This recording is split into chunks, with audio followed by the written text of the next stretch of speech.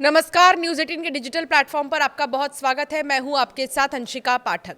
नौगाम थाने में शुक्रवार देर रात हुए दुर्घटनावश विस्फोट की प्रारंभिक जांच से पता चला है कि फॉरेंसिक टीम द्वारा अत्यधिक रोशनी के इस्तेमाल के कारण भीषण धमाका हुआ।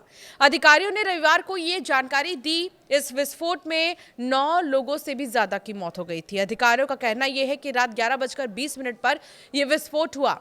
एक दुर्घटना थी ये, ना कि आतंकवादी हमला। ये घटना उस वक्त हुई जब एक टीम हरियाणा के फरीदाबाद स्थित अल-फलाह विश्वविद्यालय से लाए गए जब्त विस्फोटक सामग्री की अंतिम पेटी से नमूने ले रही थी। नमूने एकत्र करने के लिए केंद्रीय फॉरेंसिक विज्ञान प्रयोगशाला और राष्ट्रीय सुरक्षा गार्ड ने विशेषज्ञों की टीम ने इस क्षेत्र का दौरा किया।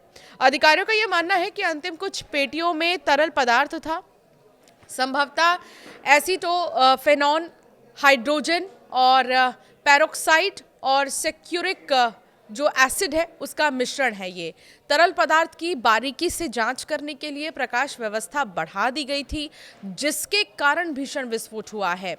एस्टोफेनॉन एक सामान्य औद्योगिक रसायन है जो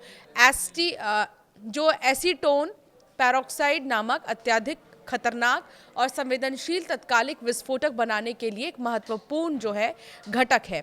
जम्मू कश्मीर पुलिस के महानिदेशक नलिन प्रभात और संयुक्त सचिव कश्मीर प्रशांत लोखंडे ने शनिवार को एक बयान जो है जारी किया था। जैसे ही उन्होंने बयान जारी किया, आतंकी हमले की अटकलों को उन्होंने खारिज कर दिया। प्रभात और लोखंडे ने कहा कि बरामदगी की संवेदनशील प्रकृति के कारण नमूना लेने की प्रक्रिया और संचालन का कार्य एफएसएल टीम द्वारा अत्यंत सावधानी के साथ किया जा रहा था। उन्होंने कहा, लेकिन इस प्रक्रिया के दौरान दुर्भाग्य से रात लगभग 11:20 पर दुर्घटनावश विस्फोट हुआ है। दोनों ही अधिकारियों ने श्रीनगर और नई दिल्ली में मीडिया के समक्ष बयानों में ये जानकारी दी है। जिन सामग्रियों से नमूना लिया जा रहा था वो पहले बरामद किए गए लगभग 360 किलोग्राम विस्फोटक पदार्थों, अमोनियम नाइट्रेट, पोटेशियम नाइट्रेट और सल्फर समेत रासायनिक पदार्थों का हिस्सा थी। मूल मामला नौगाम थाने में दर्ज है और विस्फोटक उसी पुलिस थाने की संपत्ति थे, इसीलिए विस्फोटकों को इतनी दूर ले जाने की जरूरत थी।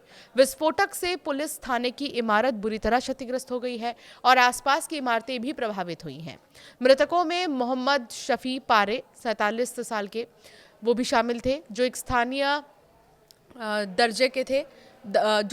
दर्जी थे, माफ कीजिएगा, और अपने परिवार के लिए एकमात्र कमाऊ सदस्य थे। कई नेता उनके घर गए और उनके परिवार को सहायता का आश्वासन भी दिया गया। राज्य अन्वेषण अभिकरण के निरीक्षक इसरार अहमद शाह भी मारे गए हैं, जो 2011 में पुलिस बल में भर्ती हुए थे और एक मृदुभाषी एवं मददगार अधिकारी के रूप में जाने जाते थे। कुपवाड़ा जिले में उनके परिवार में पत्नी, 2 छोटे बच्चे और बुजुर्ग माता पिता हैं। अक्टूबर के बीच में बनपोरा नौगाम में दीवारों पर पुलिस और सुरक्षा बलों को धमकी देने वाले पोस्टर चिपकाने के मामले की जांच शुरू करने के बाद श्रीनगर पुलिस ने पूरे सफेदपोश आतंकी मॉडल का भांडाफोड़ किया था।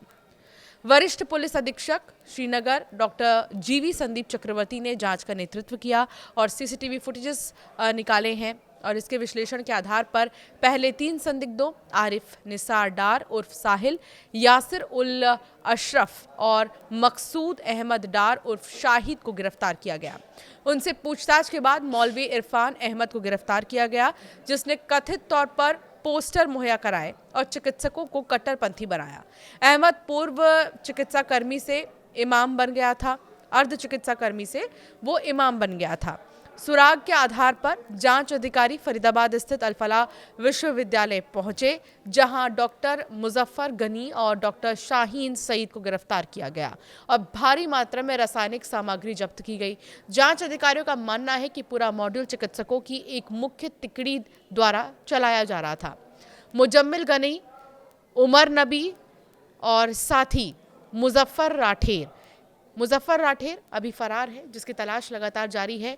और उमर नबी का नाम तो आप जानते ही हैं। 10 नवंबर को लाल किले के पास विस्फोट में शामिल था वो कार में और कार वही चला रहा था। तो ये वो 3 लोग हैं जो लगातार इस पूरे ग्रुप को लीड कर रहे थे, जो लगातार कम्युनिकेट करते थे इस ग्रुप में। हालांकि विस्फोट कैसे हुआ नौगाम पुलिस स्टेशन में, कैसे ये बड़ा धमाका हुआ, इस बारे में अब खुलासा हो चुका है और बाकायदा आधिकारिक तौर पर बयान दिया गया कि ज़्यादा रोशनी का इस्तेमाल करने की वजह से ये सारे केमिकल्स रिएक्ट किए और रिएक्ट करने के बाद एक बहुत बड़ा धमाका यहाँ हुआ था। आपकी राय क्या है इस पर, हमें ज़रूर कॉमेंट कर बताएं।